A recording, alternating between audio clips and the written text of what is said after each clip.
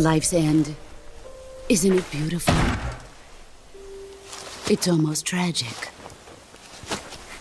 When life ends, it gives off a final lingering aroma. Light is but a farewell gift from the darkness to those on their way to die. I've been waiting, Snake, for a long time. Waiting for your birth, your growth, and the finality of today. Boss, why are you doing this? Why? To make the world one again. The world used to be whole. But with the end of the Second World War, the philosophers began to fight amongst themselves, and the world was torn apart. The Cobras, my comrades who trained and fought alongside me, were torn apart as well. The foibles of politics and the march of time can turn friends into enemies just as easily as the wind changes. Ridiculous, isn't it? Yesterday's ally becomes today's opposition. And this Cold War? Think back. When I was leading the Cobras, America and Russia were fighting together. Now, consider whether America and Russia will still be enemies in the 21st century. Somehow I doubt it. Enemies change along with the times, the flow of the ages, and we soldiers are forced to play along. I didn't raise you and shape you into the man you are today just so we could face each other in battle. A soldier's skills aren't meant to be used to hurt friends. So then what is an enemy? Is there such a thing as an absolute timeless enemy? There is no such thing, and never has been. And the reason is that our enemies are human beings like us. They can only be our enemies in relative terms. The world must be made whole again. The philosophers must be reunited. I will devote my skills to that purpose. And with the Colonel's money, I will achieve that end. Just as I once created the Cobras. They are my family. I may no longer be able to bear children, but I still have a family. It was November 1st, 1951. I was in the Nevada desert participating in atomic testing. The name Nevada is derived from Spanish, covered in snow, white as snow. And snow is exactly what I saw in that Nevada desert. It froze my blood white. Snake, you were an atomic test subject, weren't you? On Bikini Atoll. That's part of the reason I was drawn to you. You and I are alike. We're both slowly being eaten away by the karma of others. We'll never have the chance to die peacefully of old age. We have no tomorrow. But we can still have hope for the future. In 1960, I saw a vision of the ideal future from space. 3 years earlier, the Soviet Union had succeeded in launching Sputnik, the first man-made satellite in history, into orbit. This came as a huge shock to the United States. In response, America threw everything it had into its own manned spaceflight project, the Mercury program. Even as the Soviets seemed poised to send their first man into space, America was still experimenting with chimpanzees and rockets. The government wanted human data. So they secretly decided to send a human being into space. I was the one they chose. At the time, they didn't have the technology to block out cosmic rays, and whoever they sent up would inevitably be exposed to heavy radiation. That's why they chose me. After all, I'd already been irradiated once. Of course, you won't find any of this in the history books. I could see the planet as it appeared from space. That's when it finally hit me. Space exploration is nothing but another game in the power struggle between the US and the USSR. Politics, economics, the arms race, they're all just arenas for meaningless competition. I'm sure you can see that, but the Earth itself has no boundaries. No East, no West, no Cold War. And the irony of it is, the United States and the Soviet Union are spending billions on their space programs and the missile race, only to arrive at the same conclusion. In the 21st century, everyone will be able to see that we are all just inhabitants of a little celestial body called Earth. A world without communism or capitalism, that is the world I wanted to see. But reality continued to betray me. In 1961, I was sent to Cuba, to Bahia de Cochinos. It was part of a CIA-sponsored invasion under the guise of taking Cuban exiles back to their country. But the US government betrayed them. Our weak-kneed president held back their air support. Defenseless, the exiles were annihilated by the Cuban army. All I could do was watch in silence.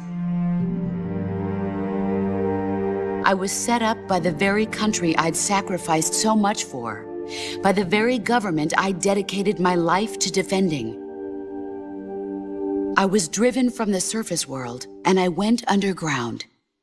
Then, 2 years ago, I faced the Sorrow, my old comrade in battle. He was my friend. But one of us had to die. I was left with no choice. The Sorrow gave his life for me. There is no enmity between us. One must live, and one must die. That was the mission. The ones who gave me that mission were the philosophers. Early in the 20th century, the true holders of power in the United States, the Republic of China, and the newly formed Soviet Union gathered together in a secret meeting that would later be known as the Wise Men's Committee. The secret pact they formed there marked the beginning of the philosophers. But the last of the original members died in the 1930s. After that, the organization began to run out of control, and the Wise Men's Committee degenerated into a mere shell of its former self. The philosophers of today have no sense of good or evil. Their influence extends to countries and organizations involved in every aspect of every war. They have become war itself. That's how they operate. The sacrifices of war cause a shift in the times. This shift leads to renewed conflict, and in turn triggers the next war. Like a nuclear chain reaction, each conflict sparks countless others, forming an endless spiral that will continue on for eternity. Do you understand what I'm saying, Snake? By consuming me and you, the philosophers intend to keep that cycle going forever. It was my father who explained all of this to me. He was one of them. You see, I am the last remaining child of the philosophers. But after he revealed the truth, my father was killed by that same shapeless, formless organization. And my father isn't the only thing the philosophers have taken from me. In June of 1944, the Cobras and I took part in the landing at Normandy. We'd been given a top-secret mission to locate and destroy enemy V-2 rocket installations. I was pregnant at the time. The Sorrow was the father. I gave birth on the field of battle. A beautiful baby boy. But my child was snatched away from me by the philosophers.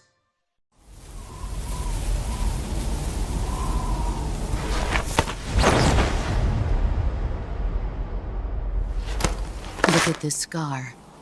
This is proof that I was once a mother. I gave up my body and my child for my country. There is nothing left inside me now. Nothing at all. No hatred, not even regret. And yet sometimes at night, I can still feel the pain creeping up inside me, slithering through my body like a snake.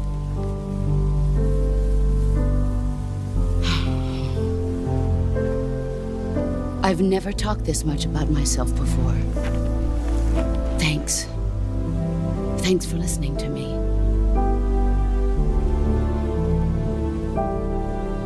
I feel content. Snake, commence the operation. I raised you. I loved you. I've given you weapons, taught you techniques, endowed you with knowledge. There is nothing more for me to give you. All that's left for you to take is my life, by your own hand. One must die, and one must live. No victory, no defeat. The survivor will carry on the fight. It is our destiny.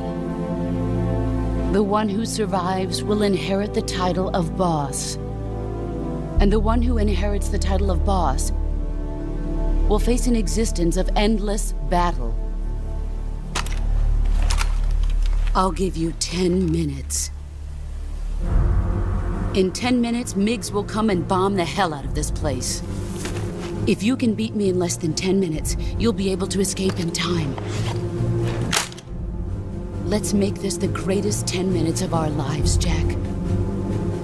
Boss. You're a soldier. Finish your mission. Prove your loyalty. Face me.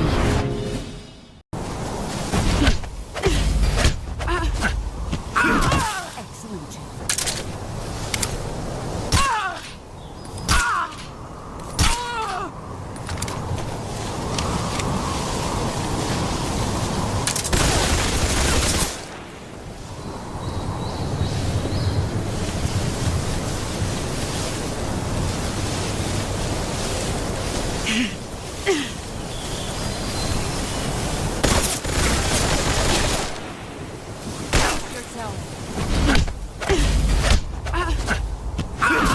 You're better than I think.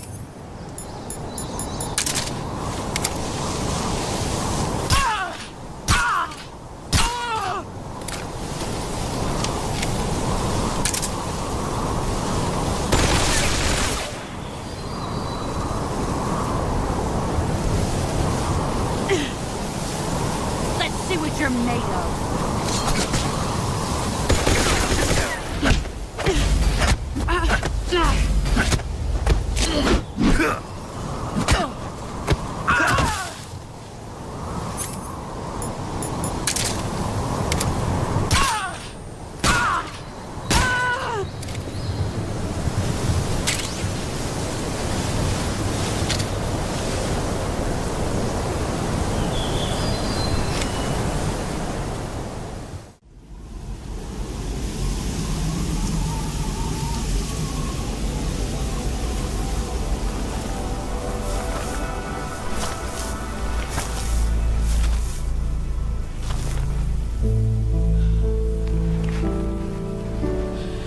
Take this.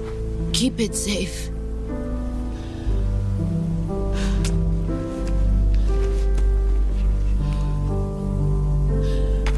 It's our only hope.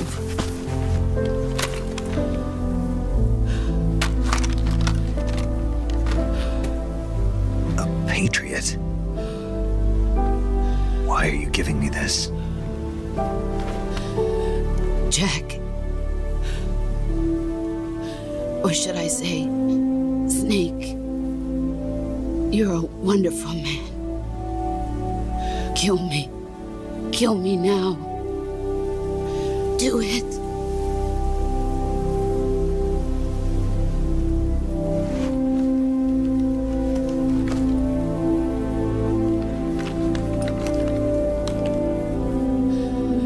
There's only room for one boss and one snake.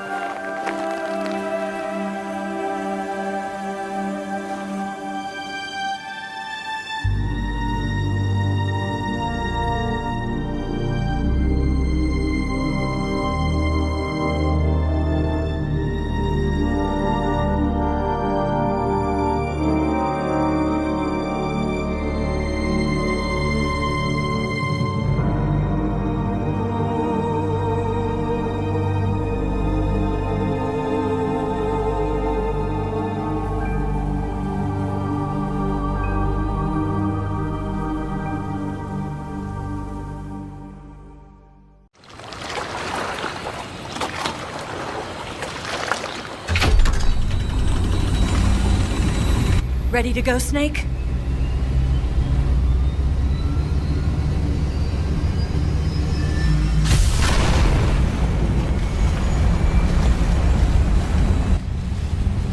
Are you okay? Snake? Yeah.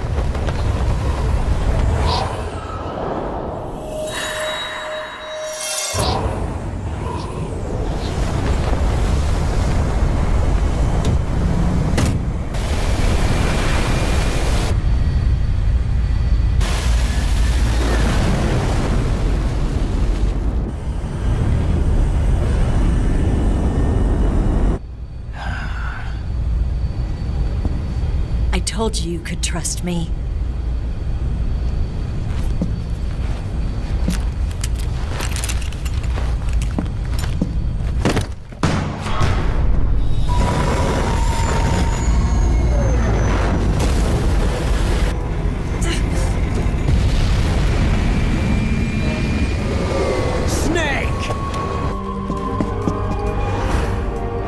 Ocelot! We're not done yet!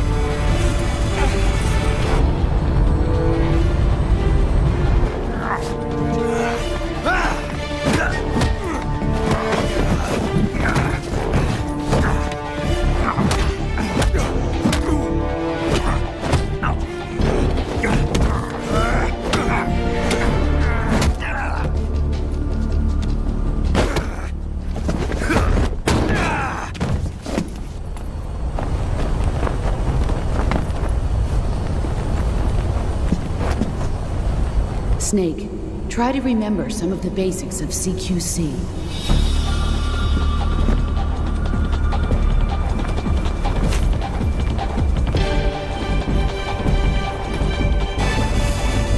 Not good!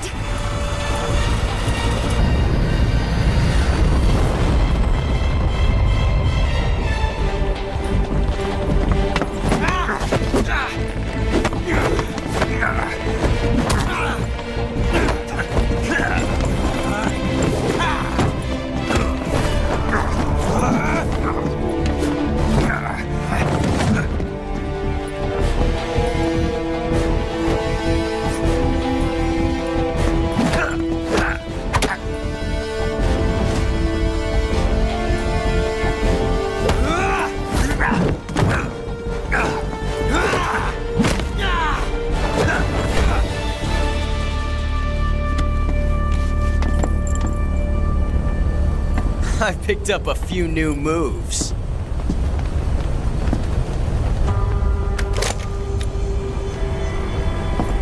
Huh. It doesn't feel right to shoot an unarmed man. But I'll get over it. Eva!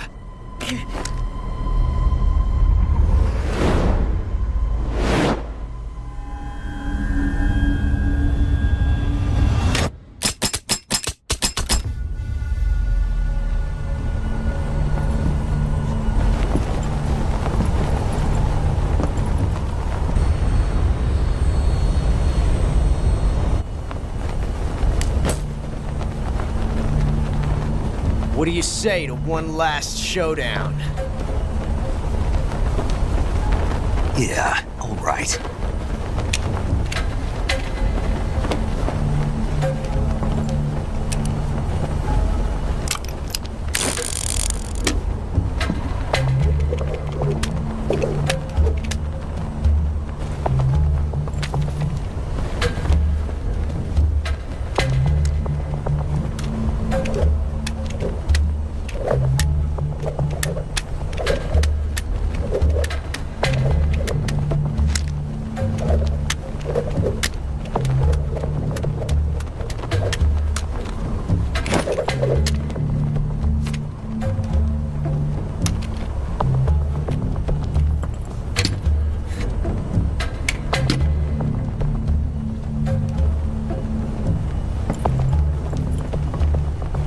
What's your name?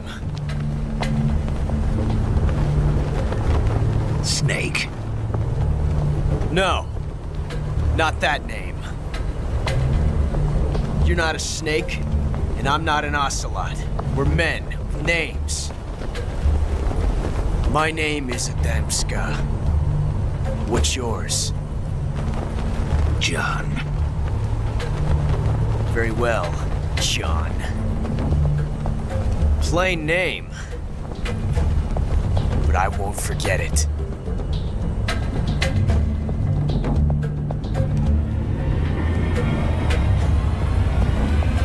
Come on!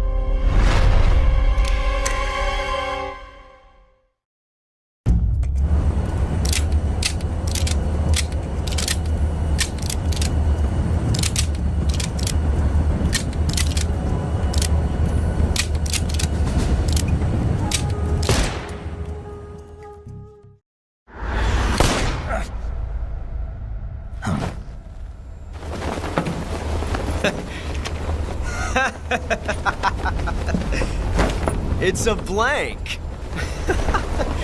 Oh, that was fun.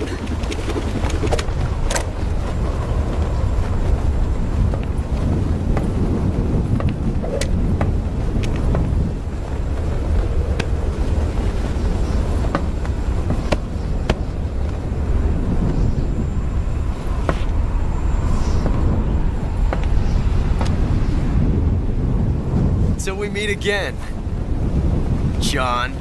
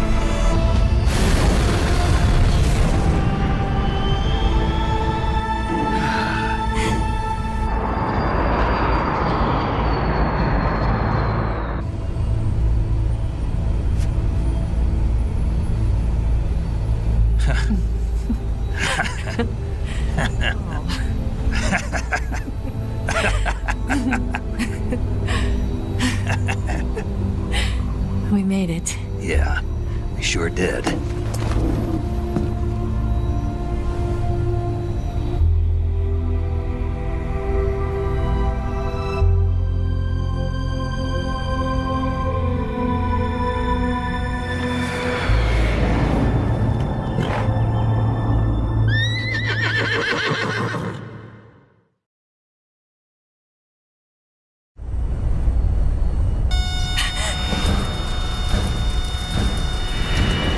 Oh no, Mix!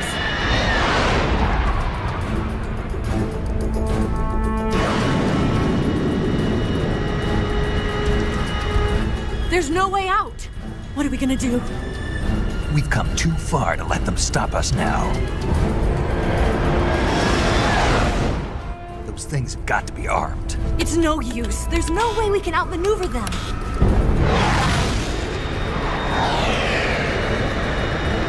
They're gonna shoot us down. We were so close. Weapon systems on. Locked on target. I got towed. You were great, Eva. Huh? Thanks.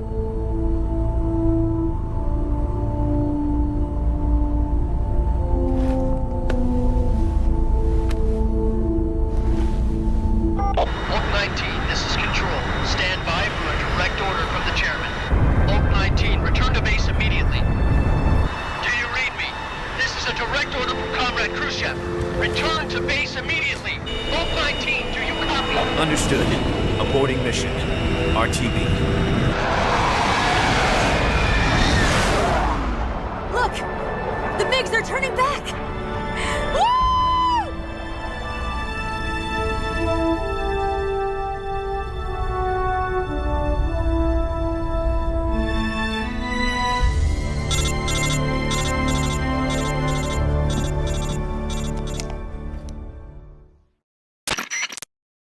Well done, Snake. The MiGs disengaged. Most likely under orders from Khrushchev. Is this his way of helping us? Who knows? Maybe he didn't want things to get messier than they already are. Or maybe he just wanted us to owe him one. The important thing is, you made it out alive. As long as Khrushchev is with us, I don't think they'll be coming after you. It should be smooth sailing all the way to Alaska. I'm sending someone out to Galena Base to meet you. To meet me? The DCI and the President himself are waiting at Langley. Don't keep them waiting.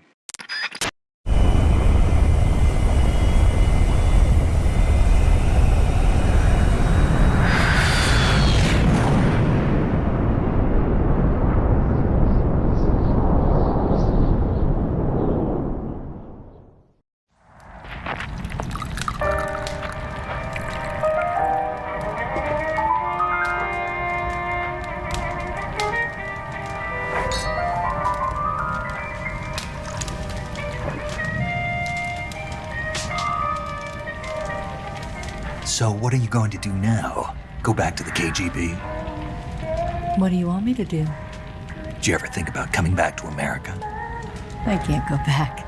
I've left America behind me. But you saved this country. I didn't do it alone.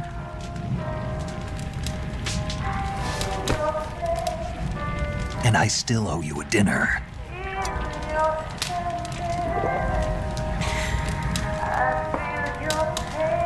Is that part of your mission too? Or is it an order? Or is it an invitation?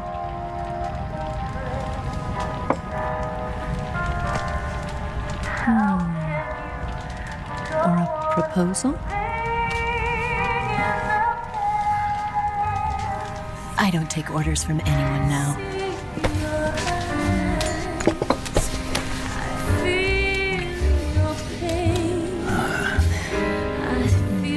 Sadness inside of me. Open your heart and smile for me. You're not the only one afraid to fall in love. Dance with me again and walk this way.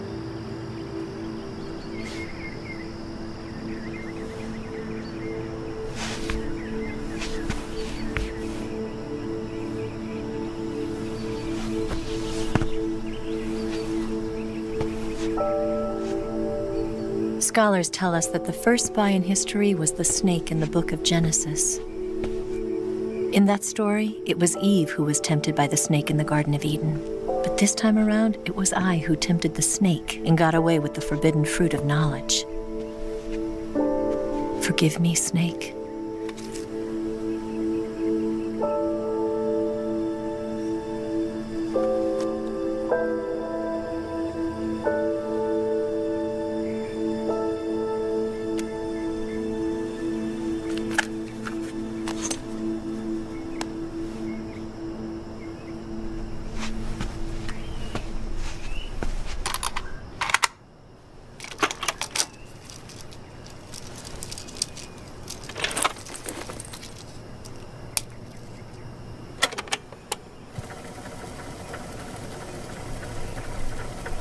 Good morning, Snake.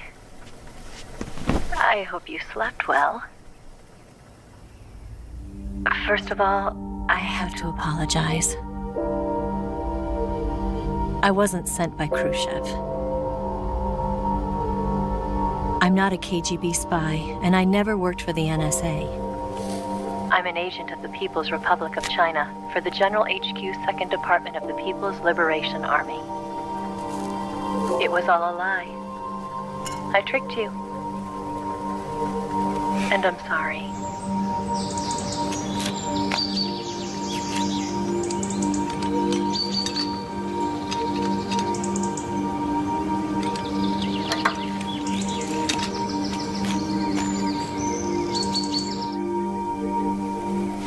The philosophers still exist in China, too. You see, my mission was to find out where Volgin was hiding the philosopher's legacy and steal it. So I infiltrated his base as a KGB spy. The two NSA codebreakers who defected in 1960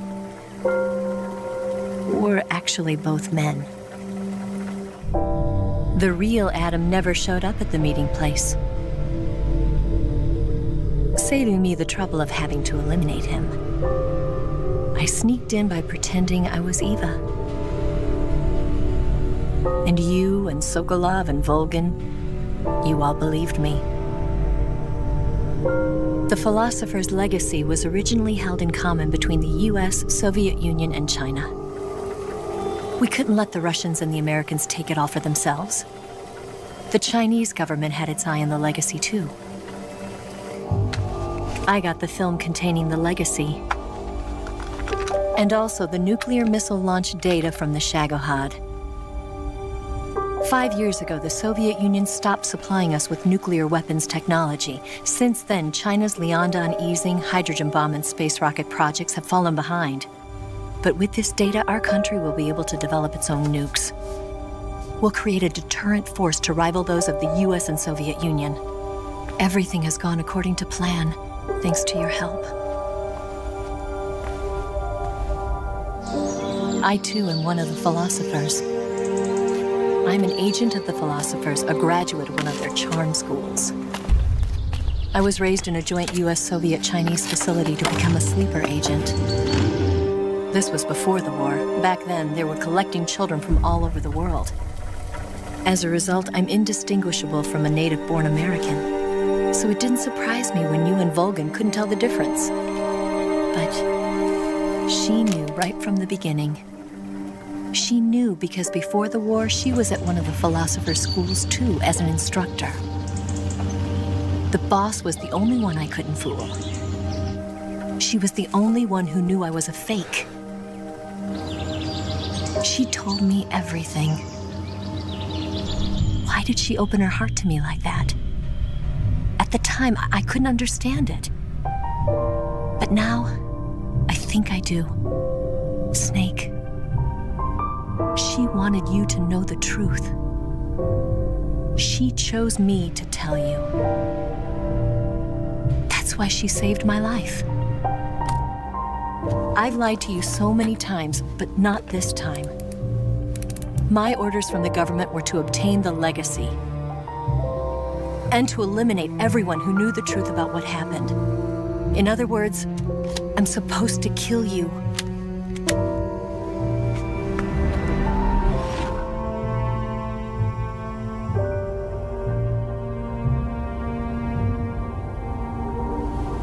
But I can't do it. Not because we loved each other, and not because you saved my life, but because I made a promise to the boss, and I intend to keep it. I just wanted you to know. And you have to live.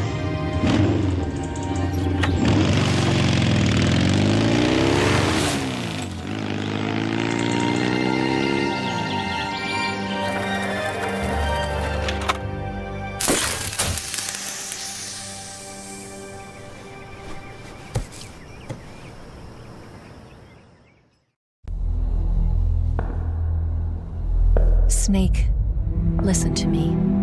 She didn't betray the United States. No, far from it. She was a hero who died for her country. She carried out her mission knowing full well what was going to happen. Self-sacrifice.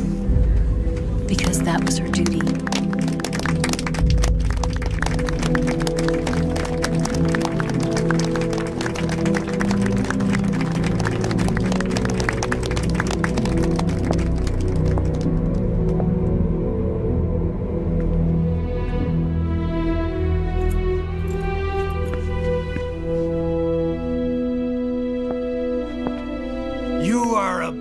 Even the boss. I hereby award you the title of Big Boss.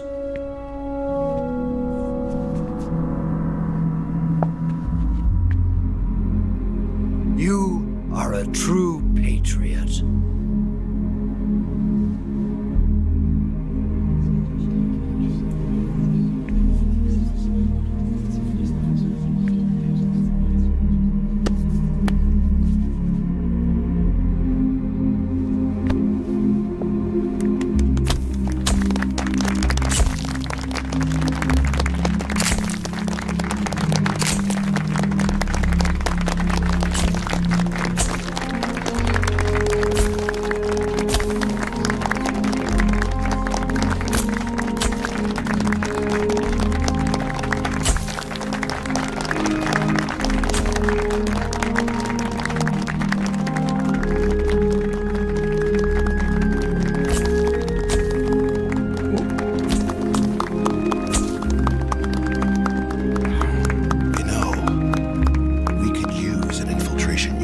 fox in the army. Someone like him to handle our top secret sneaking missions for us. A man who combines the qualities of a soldier and an agent. The boss's defection was a ruse set up by the US government. It was all a big drama staged by Washington so they could get their hands on the philosopher's legacy. And the boss was the star of the show. They planned it so that they could get the legacy that Colonel Volgin inherited and destroy the Shagohod at the same time. Only a legendary hero like the boss could have earned Volgin's trust. Finding out where the philosopher's legacy was hidden was to be her greatest mission. Everything was going according to plan. But then something happened that no one could have predicted. Colonel Volgin fired an American-made nuclear warhead at Sokolov's research facility. Khrushchev demanded that the US government provide proof that it wasn't involved. They couldn't just abort the operation to steal the legacy. So the operation itself was greatly expanded and revised. The authorities in Washington knew that in order to prove its innocence, they'd have to get rid of the boss, and that one of their own would have to do the job. The public couldn't be allowed to find out about it, not ever. This, they concluded, would be the best way to keep the whole thing under wraps. The boss wouldn't be allowed to come back home alive, and she wouldn't be allowed to kill herself. Her life would be ended by her most beloved disciple. That was the way the government wanted it. That was the mission she was given, and she had no choice but to carry it out. Her death at your hands was a duty she had to fulfill. Out of duty, she turned her back on her own comrades. A lesser woman would have been crushed by such a burden. The taint of disgrace will follow her to her grave. Future generations will revile her. In America as a despicable traitor with no sense of honor. And in Russia as a monster who unleashed a nuclear catastrophe. She will go down in official history as a war criminal. And no one will ever understand her. That was her final mission. And like a true soldier, she saw it through to the end. But I think she wanted you, of all people, to know the truth. She wanted to live on in your memory. Not as a soldier, but as a woman. But she was forbidden to tell you herself. And that's why she told me. Snake, history will never know what she did. No one will ever learn the truth.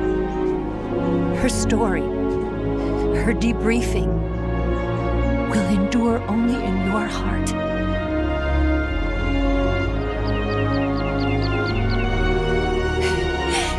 Everything she did for her country. She sacrificed her life and her honor for her native land. She was a real hero. She was a true patriot.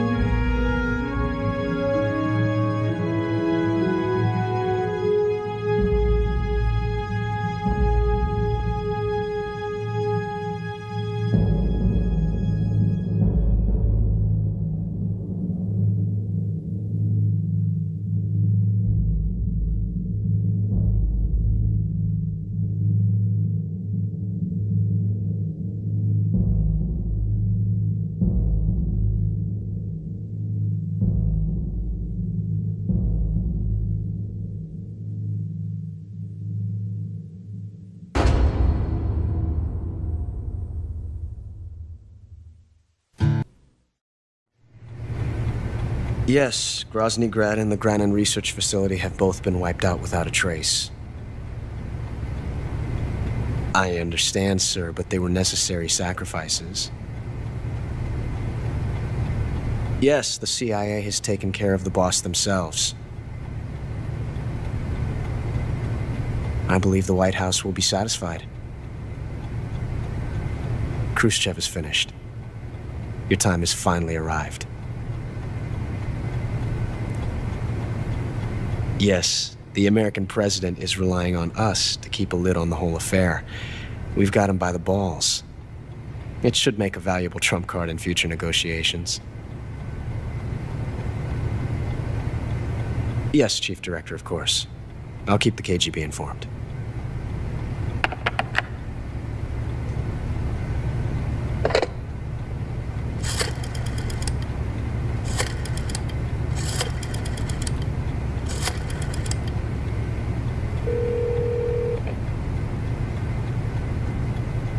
Yes, it's me.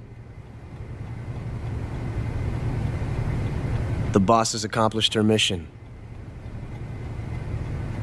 The philosopher's legacy is now safely with us, in America's hands. With this money, yes, the philosophers can finally be revived. The film we handed the Chinese was a fake. Peking must be in an uproar right about now. I'm afraid so. Only half the money has made it back to the United States. The KGB must still have part of the legacy. Yes, the weapon has been reduced to ashes. That's right. Grozny Grad has been obliterated by the Davy Crockett we brought in as well. Yes, that was the boss's work too. Speaking of which, I've obtained something from Granin that you might find interesting. It's a revolutionary new nuclear attack system. Perhaps it might just come in handy someday. Yes, we have Snake to thank for that. Khrushchev believed it as well. Yes, they bought our story. I don't think they'll be making a fuss. The secondary alert has been lifted as well. And the Soviets still haven't discovered my true identity. They have no idea that I've been triple-crossing them.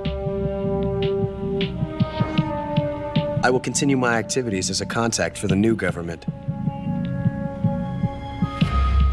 Yes, it appears that no one knew that I was Adam.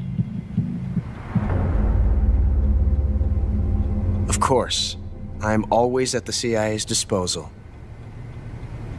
Mr. Director.